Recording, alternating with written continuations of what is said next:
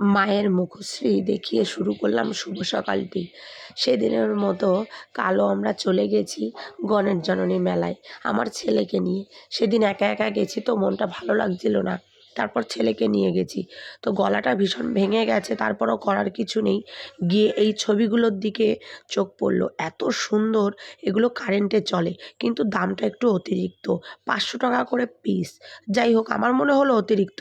তো মেলায় এত সুন্দর মনোরম পরিবেশ ছিল, কি বলবো, বলার মতো নয়।